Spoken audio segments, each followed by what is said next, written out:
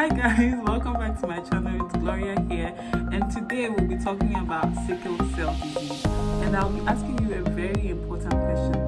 Do you know your sickle cell status? Do you?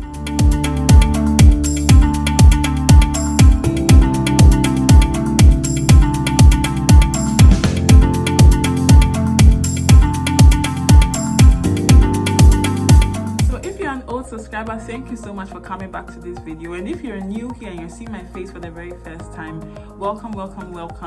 My name is Gloria and I am a junior doctor living in Ghana. On this channel I share content related to medicine, lifestyle and faith, so don't forget to subscribe and watch this video to the very end because it's going to be very useful to you.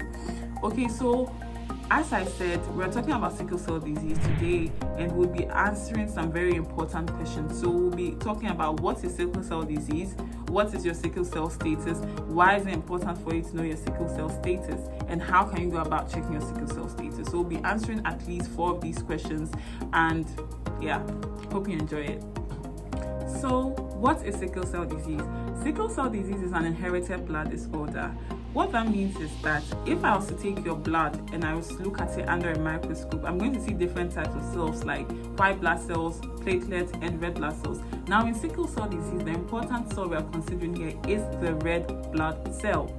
What does the red blood cell even do? The red blood cell is basically a cell that carries oxygen to the different parts of your body. So the red blood cell has something that we call hemoglobin in it, and that hemoglobin is what binds to oxygen and carries it to different parts of your body and allows you to live life.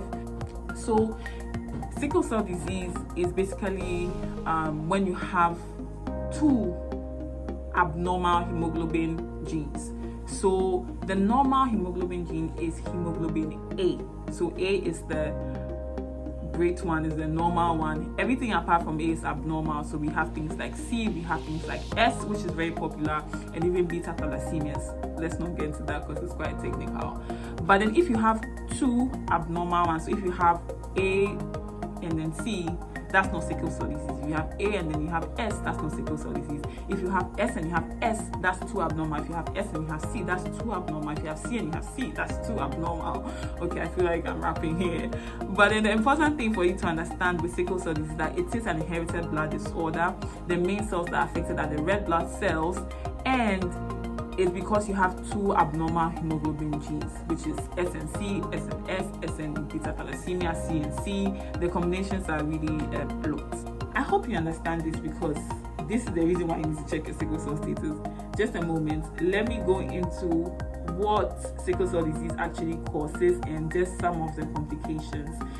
It's a lot, so we can't go through everything, but just for you to understand the gravity of the problem. Now, I work in pediatrics, okay, and in pediatrics, at least every week, I have at least 1 patient who has sickle cell disease on the ward. And it's not a pretty disease, okay? Sickle cell disease is a disease that it causes a lot of problems. Like, think about it. If there's a problem with your blood, think about how many problems you can have in your body, because blood is needed for every single organ in your body. Blood travels to every single part of your body, and if there's a problem with the blood that is traveling to the different parts of your body, it's definitely going to cause problems in the different parts of your body. That's just the very simple analogy I can give. So it affects the red blood cells. Now this is a normal red blood cell, and this is a sickle red blood cell. As you can see, they are not the same.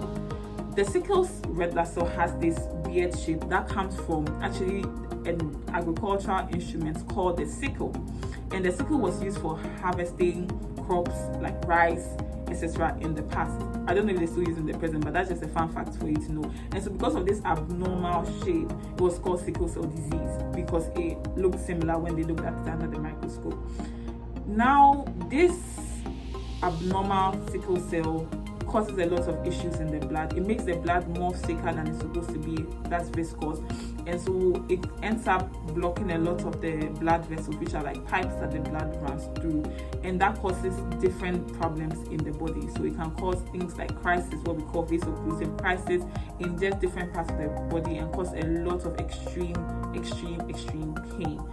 Other things it can do is that the normal lifespan of a good red blood cell is about 120 days. Now for the sickled red blood cell, it doesn't last that long, and so their red blood cells are constantly breaking, and if they have infections or there's a lot of cold or dehydration or anything that causes stress to the body, you can have their red blood cells breaking down. It causes them to have a low blood level, it causes them to have jaundice in their eyes, it changes the color of their urine, it causes a whole lot of issues. You can even have a stroke if you have sickle cell disease. So that is why sickle cell disease is really important, and that's why we need to create a lot of awareness, because it really causes issues, and these are like children, even to adults who live with sickle cell disease, and most of them have to have frequent hospital visits, and it's just not easy on them.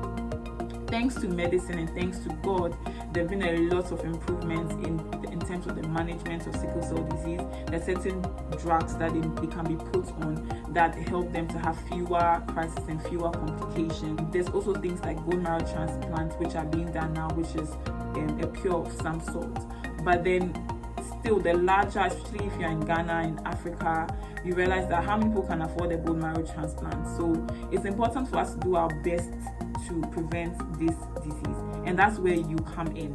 So you need to know your sickle cell status, because it is inherited, you are the one going to give it off to your offspring. Now, someone will say, well, I'm fine, I've never been ill my entire life, and so I'm sure I don't have sickle cell. But you may have one of the genes. You see, the thing is that if you have one normal gene and one abnormal gene, your normal gene sort of overpowers the abnormal gene, and that's all of the work, and so you will not have all of the complications that people with sickle cell disease have. But if you were to meet someone else who also had a trait, and you were to give birth to another child, you could have the possibility of giving birth to a child with sickle cell disease.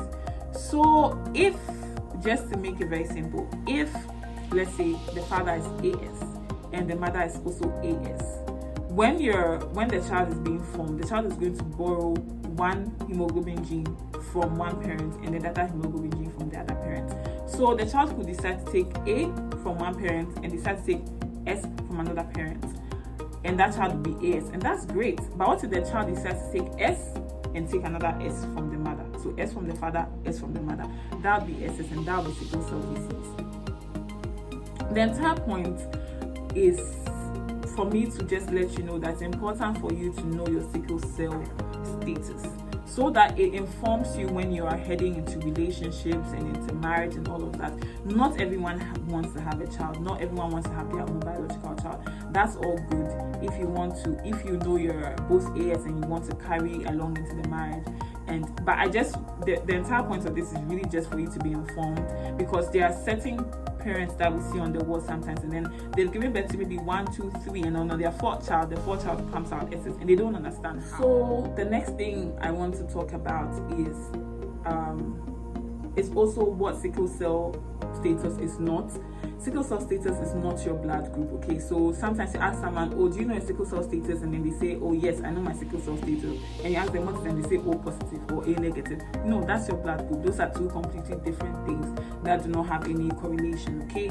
So your sickle cell status is things like AA, AS, SC, SS, AC. Those are the different dynamics with sickle cell status, okay? But if you are watching this video and you do not know your sickle cell status, kindly go and get it done. Where can you get it done? Just go to any hospital, really, at least any facility that you know, not a clinic, you know, a place that they have laboratory services. Most hospitals that have laboratory services actually are able to run this test. The test is called HB electrophoresis. I'm going to put it down here, HB electrophoresis. You want to get that test done because that's the test that will let you know the two hemoglobin genes that you actually carry, whether you're AA, whether you're AS, and whatever you are. The reason why I do not advise the other test, which is called the sickling test, to be done is because the sickling test just lets you know whether you are sickling positive or sickling negative, and so it just identifies whether you have hemoglobin S in your blood. The reason why that is tricky is because if you have another abnormal hemoglobin gene like hemoglobin C, it may not pick it out, and you may think that, oh, you're fine because they told you that you were sickling negative. But you go and meet someone who is probably also has a hemoglobin C, and you could potentially give birth to a child that has hemoglobin C. And we had one. I actually saw one for the very first time a couple of weeks ago. I did not even know that. I knew the possibility, but I did not even know. But that's because you may think that you're sickling negative, but then so the right test and the most accurate best test to do is the electrophoresis test, which will actually tell you what exactly you are. So I hope that this video helps. I don't want it to be too long. The point is, get your sickle cell status, just know it, be informed. Okay, the entire point is that you may, because I know people are there that decide that, okay, we both have a sickle cell trait, maybe I'm AS or AC, but then we still want to go ahead and then get married and then all of that. That's all good, but I just want you to be informed, because people, children are not the only reason why people get married. People get married for companionship, people get married for all sorts of reasons, people get together for or have partners for all different kinds of reasons. So, but I just want you to be informed, so it's not like I didn't know. If I knew, I wouldn't have done this, or if I knew, I wouldn't have done A, B, C, D, E. So that's just it. I'm going to end the video here. Please let me know if you have any questions. Just don't hesitate to drop any questions in the chat box or in the comment section. I'll be very willing to answer any questions you have. If you enjoyed this video, do make sure that you share it to someone. Tell a friend to tell another friend. Have you checked your sickle cell status? Is as you are, see, if you have if you know your sickle cell status, let's say you're AS, then you know that first date questions you're asking them, what is your sickle cell status to? Do you understand? It really, really is important. It really helps. It prevents a lot of heartbreaks, because there's people who do want to have their own biological children and a relationship with someone for a number of years.